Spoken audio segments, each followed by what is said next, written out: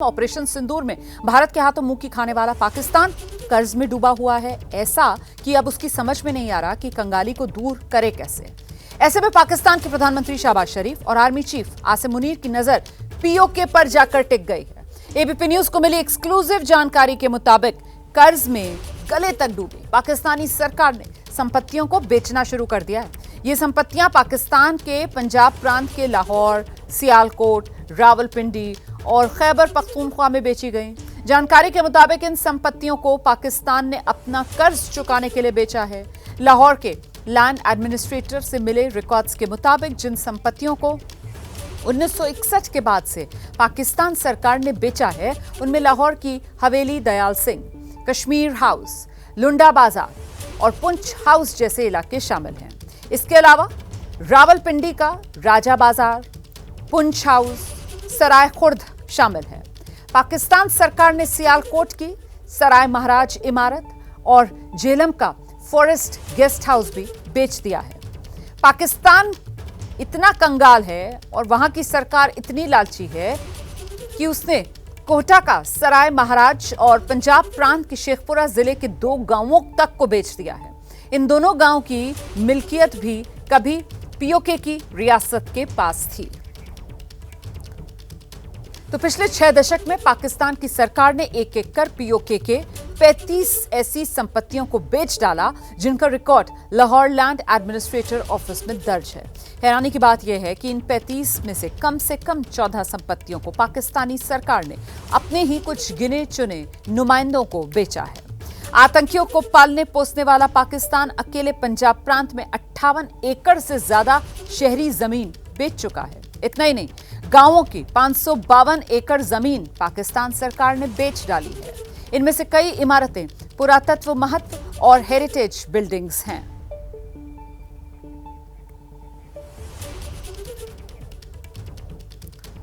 सीधे आपको लेकर चलेंगे, हमारे साथ हमारे सहयोगी नीरज राजपूत इस वक्त मौजूद हैं। नीरज, अब कंगला पाकिस्तान पैसे कमाने के लिए पीओके के अधिकृत जो जमीनें, जो इमारतें हैं, उनको बेचकर किसी तरीके से राहत ढूंढने की कोशिश कर रहा है अपने लिए।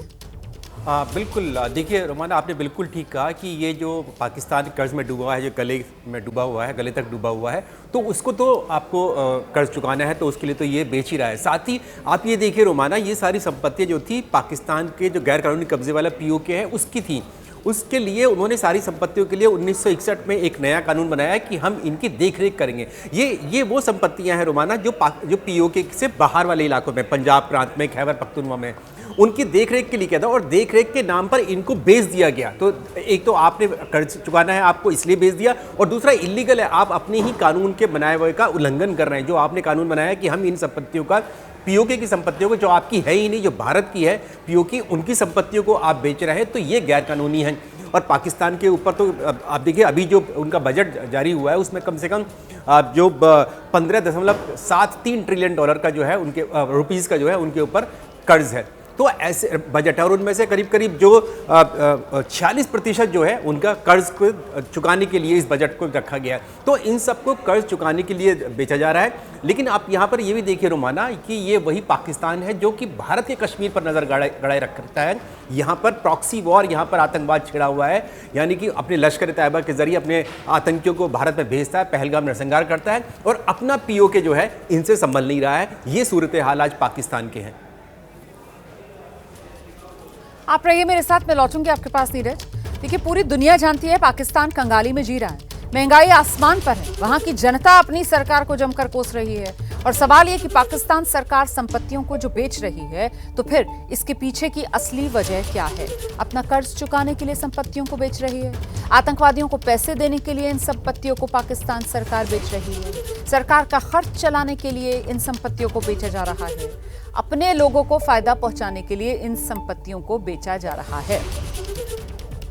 एक बार फिर से आपको लेकर चलेंगे, नीरज राजपूत इस वक्त हमारे साथ मौजूद हैं। नीरज, ये अलग अलग वजह इन संपत्तियों को बेचने की सामने आ रही है और जाहिर सी बात है संपत्तियों को बेच रहे हैं, पैसा सरकार के हाथ में आ रहा है, लेकिन साथ ही साथ जो एक पूरा इकोसिस्टम है पाकिस्तान का, जिसमें वो सरकार और वहां की सेना और उसमें भी कुछ गिने चुने लोग जो पूरा का पूरा मुनाफा कमाते हैं और इसी वजह से पाकिस्तान के अंदर जो भ्रष्टाचार है उसका किस तरीके का बोलबाला है दुनिया देखती है, तो ये जो बेची जा रही हैं वो भी चंद लोगों को ही मुनाफा कमाने के लिए एक जरिए के तहत रास्ता दिया जा रहा है। नीरज, बिल्कुल आपने ठीक कहा, एक पंथ दो काज हो जाएंगे। एक तो जो पाकिस्तान के जो जनरल्स होते हैं, खासतौर से जो आर्मी कमांडर्स होते हैं, उनको ये भेज दी जाती हैं। और आप देखिए ये जो जितनी भी लिस्ट आपने अभी नाम गिनवाए हैं, ये सब देखिए कहाँ पर है, रावलपिंडी में है, लाहौर में है, सियालकोट में है, शेखपुरा में है, झीलम डिस्ट्रिक्ट में है, और ये सब हेरिटेज बिल्डिंग्स हैं। तो इनकी आप लगा सकते हैं कि इनकी कीमतें कितनी होंगी।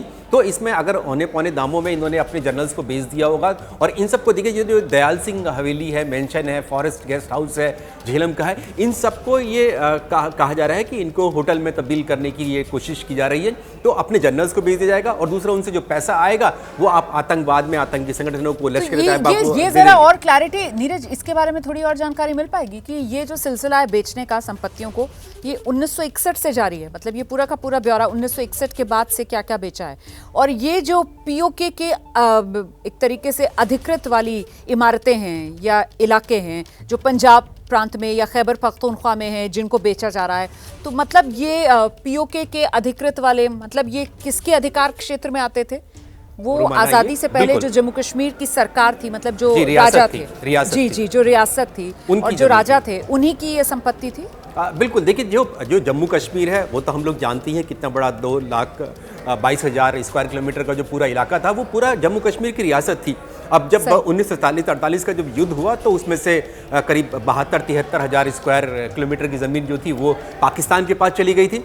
उनमें से क्या हुआ, जो रियासत थी जम्मू कश्मीर की, बहुत अमीर रियासत थी जम्मू कश्मीर की, इसलिए इनकी जो संपत्ति थी वो जो जम्मू कश्मीर है उससे बाहर भी थी, यानी कि जो पाकिस्तान का जो पंजाब प्रांत है, पाकिस्तान का पंजाब प्रांत जो लाहौर मतलब साफ शब्दों में अगर कहा जाए नीरज, एक तरीके से ये राजा हरि सिंह के परिवार की संपत्तियां जो पीओके वाली हिस्से के अंदर वहां पाकिस्तान की तरफ चली गई, ये वही है ना, मतलब जिनको बेचा जा रहा है। बिल्कुल, इसीलिए गैर कानूनी है। एक तो आपने उनको बताया नहीं, जो जम्मू कश्मीर की सरकार, क्योंकि वहां पे एक अलग सरकार जो है काम करती है, उनको बिना बताए आपने, ठीक है, आपने ऑर्डिनेंस बनाया कि हम संपत्ति की देखरेख करेंगे कि पीओके से बाहर की है, तो आप उसकी देखरेख करते, आपने उनको बेचा क्यों? और बेचा क्यों? आपने अपने ही जो हुक्मरान है, उनके ही जो करीबी लोग हैं, उनको बेच दिया गया। तो ये सरासर जो हम लोग कहते आए हैं कि पाकिस्तान जो है वो पीओके जो है पाकिस्तान का गैर कानूनी कब्जा वाला कश्मीर है, तो अब ये गैर कानूनी काम जो है पीओके के नाम पर पाकिस्तान सरकार कर रही है, पैसे के लिए, कर्ज चुकाने के लिए। नीरज, इस तमाम जानकारी के लिए और इतनी विस्तार से इस खबर को लेकर दर्शकों को बारीक से बारीक डिटेल पहुंचाने के लिए। देखिए, भारत और पाकिस्तान के बीच रिश्ते कितने बिगड़े हुए हैं ये बताने की मुझे तो आपको जरूरत है नहीं। पहलगाम हमला और फिर भारत के ऑपरेशन सिंदूर के बाद से दोनों देश एक टेबल पर भी नहीं आए हैं। इस बीच पाकिस्तान की संसद में हाल ही में भारत और हमारे प्रधानमंत्री नरेंद्र मोदी की जमकर तारीफ हुई है। देखिए आप कि हिंदुस्तान फिर अटैक करेगा, मोदी फिर अटैक करेगा। मोदी, हिंदुस्तान के मोदी हमारा वो तो उदून मुबीन है, वो तो हमें कभी चैन से नहीं छोड़ेगा। दो बड़े बड़े लोग आज तक मोदी का नाम नहीं ले सकते, इतनी हिम्मत नहीं है उनमें। हिंदुस्तान का डिफेंस बजट इस वक्त 82 अरब डॉलर का है, 82 अरब डॉलर। इस नौजवान को किताब देनी चाहिए, हम उसको बंदूक हाथ में दे रहे हैं। यही लोग, यही कि हम सब की गर्दनें काटेंगे। हिंदुस्तान का डिफेंस बजट हमसे 10.6 गुना ज्यादा, परसेंटेज में हम लोग देखें तो 1064% ज्यादा, और फिर भी हमने मुकाबला करना है। कुलगाम वाकये का बहाना बना के रात के अंधेरे में भारत ने पाकिस्तान के ऊपर हमला किया, जिसमें सर हमारे फौजी भाई भी शहीद हुए हैं। 10 मई 2025 की सुबह आपके भुलारी एयरबेस पे हिंदुस्तान ने अटैक किया और हमारे साथी एयरफोर्स के शहीद हुए। सर, जब कश्मीर के लिए मुजाहिद चाहिए होते हैं ना, सबसे पहले मेरा कबीला निकलता है, फिर इन किसी को नहीं याद रहता कि 1947 में जब आपकी फौज इतनी मुनज़्ज़म नहीं थी जो अल्हम्दुलिल्लाह मेरे कबाइल जाते थे। हिंदुस्तान इस वक्त कर क्या रहा है, आप कैपेबिलिटीज को देखते हैं, उनकी इन्वेस्टमेंट्स पे देखते हैं।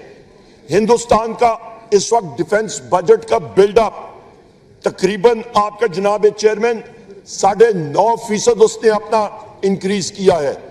उसकी इकोनॉमी बढ़ी है, हुजम बढ़ा है, वो वहां पे डाल रहे पैसे। और इस पे जो इंपॉर्टेंट चीज है, आर्म्ड फोर्सेस में एक चीज कहते हैं, उसको कहते हैं टीथ टू टेल रेशो। मैं फिर रिपीट करता हूं, टीथ टू टेल रेशो, कि आपके पास वो ताकत या आप फोर्स मल्टीप्लायर सिस्टम्स में क्या इन्वेस्टमेंट कर रहे हैं। मोदी से कोई खास दुश्मनी है, हम इस किस्म के बचकाना झूठ बोलते हैं तो आई एम सॉरी। ऑपरेशंस और इंफ्रास्ट्रक्चर पे हिंदुस्तान ने अपनी डिफेंस स्पेंडिंग जो ज्यादा की है वो 27.6% ज्यादा की है। ऑपरेटिंग एक्सपेंसेस में, आपके गोलों में, आपकी गोलियों में, आपके मिसाइल्स में, जो उनका S-400 एंटी एयरक्राफ्ट सिस्टम्स है, बाकी सिस्टम्स, उस पे उन्होंने 25% इंक्रीज किया है।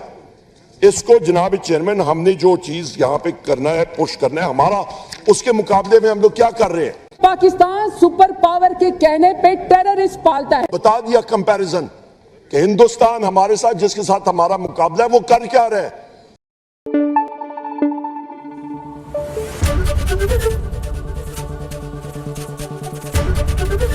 एबीपी न्यूज आपको रखे आगे।